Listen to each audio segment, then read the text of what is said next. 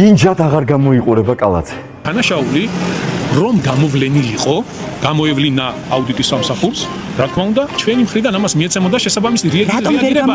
როგორც სხვა შემთხვევაში. ინფორმა არ იყო იქ, არაფერი არ. პროკურატურა იგონებს ახლა.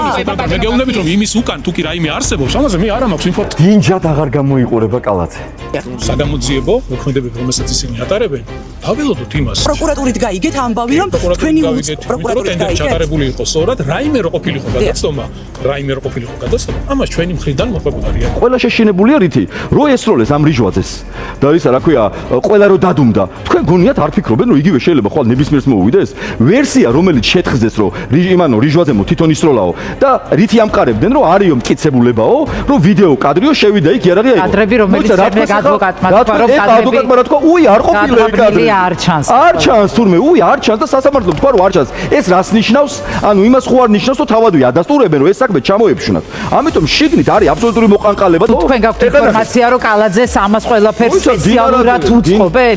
არა, რას უწყობენ კაცო, დინარაძემ დაიჭირა კალაძის ხალხი, ანუ ბოდიშთა ფეხებზე კიდია, შიდა დაპირისპირება და აჩვენებს ვის აქვს ვლასტი და ვინ არის მაგარი ბიჭი. ანუ ვერ იცავს კალაძე. ხო, აქამდე რა არ დაუწევს, გეუბნებით 50 ნიღბიანი მოვარდათ ხო, დალეწეს ყველაფერი და კაცი არ დაუჭერია და ეხა რა დაჭირდა დინარაძეს აჩვენებს რომ აქ მე ვარ თავარი კაცი, კალაძეს და დაუჭირა ის ორი კაცი. აქეთ ბიზნესსაც ასიამონა